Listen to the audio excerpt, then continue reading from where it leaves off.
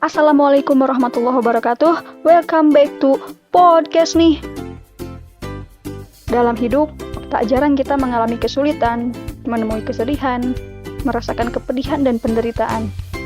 Hal-hal itu terkadang membuat kita jatuh, terpuruk, dan kesulitan untuk bangkit dan berdiri kembali.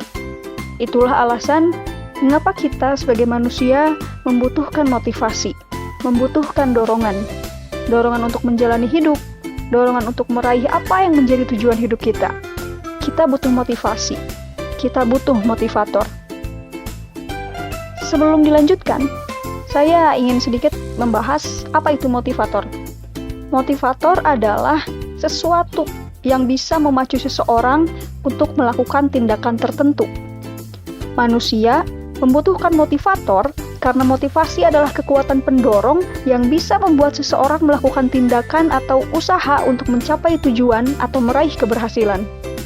Dalam kehidupan sehari-hari, kita membutuhkan motivasi untuk melakukan tugas-tugas yang sulit atau melelahkan, seperti menyelesaikan proyek kerja, belajar untuk ujian, melakukan olahraga, atau mengatasi rintangan-rintangan yang muncul dalam kehidupan. Motivator bisa berasal dari berbagai sumber, seperti dari orang lain, dari benda seperti uang misalnya, atau penghargaan, atau keinginan untuk meraih kesuksesan atau pencapaian tertentu.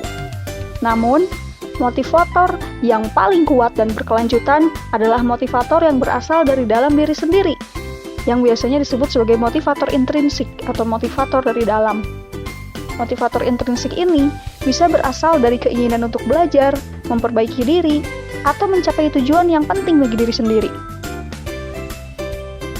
Ketika seseorang memiliki motivator yang kuat, maka ia akan merasa lebih termotivasi untuk berusaha dan meraih tujuan atau keberhasilan.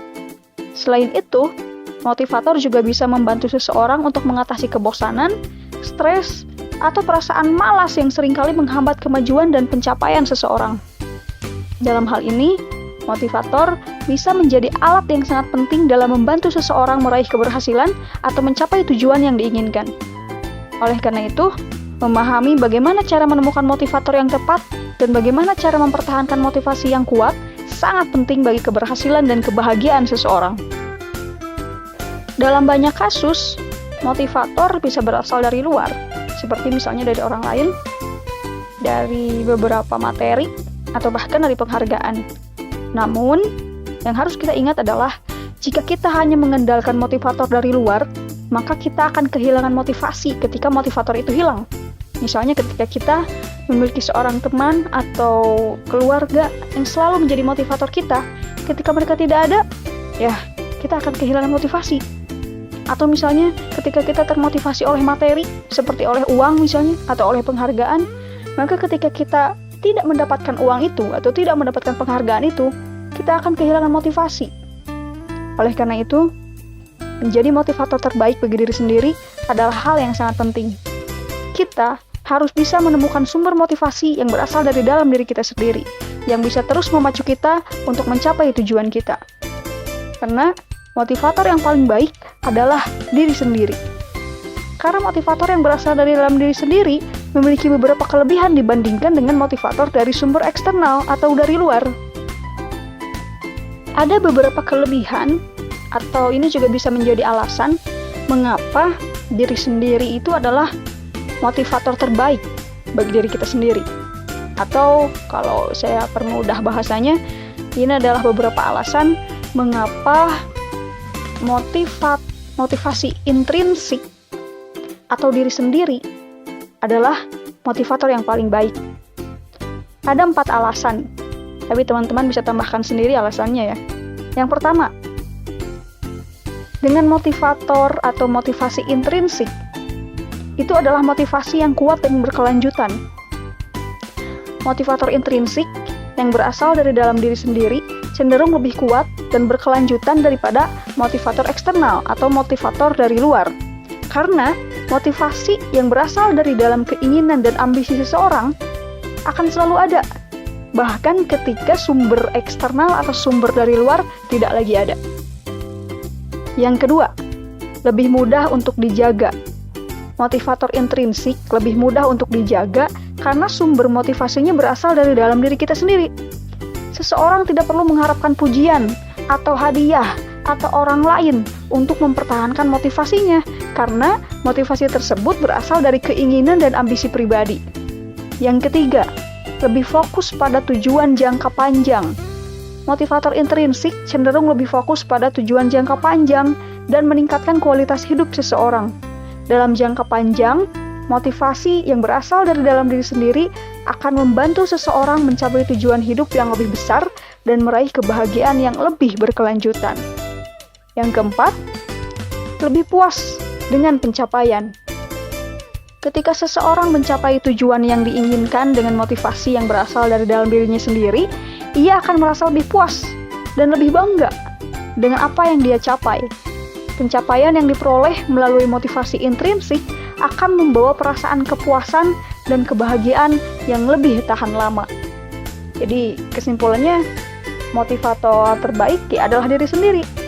Karena motivator yang berasal dari dalam diri sendiri cenderung lebih kuat, berkelanjutan, mudah dijaga, dan fokus pada tujuan jangka panjang yang bisa memberikan kebahagiaan yang lebih berkelanjutan.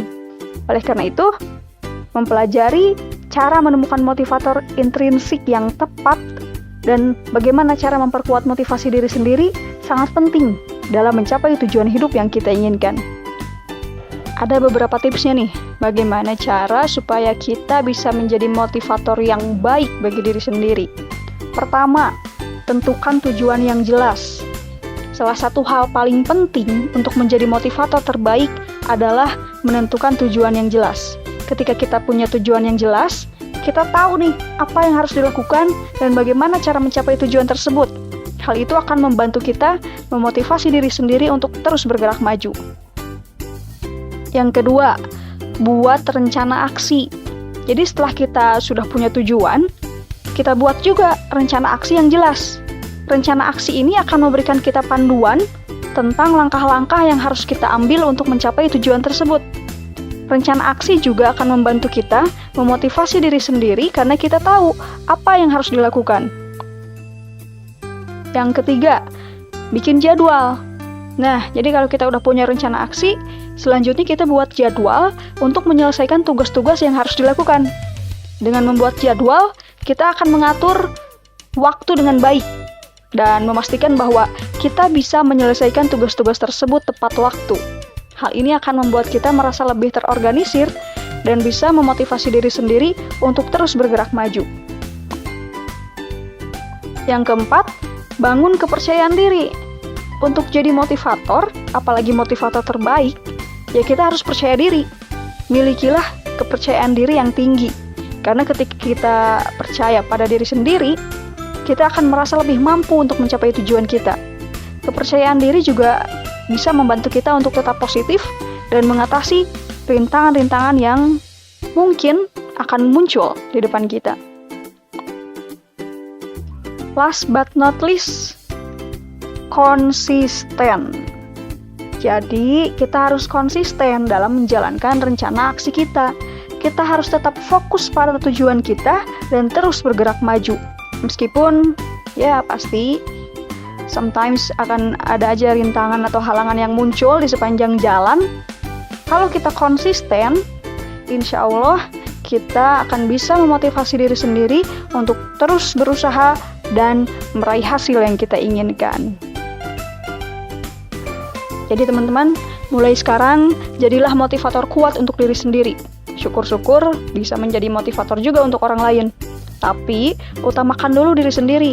Karena kalau kita sendiri terpuruk, bagaimana akan memotivasi orang lain?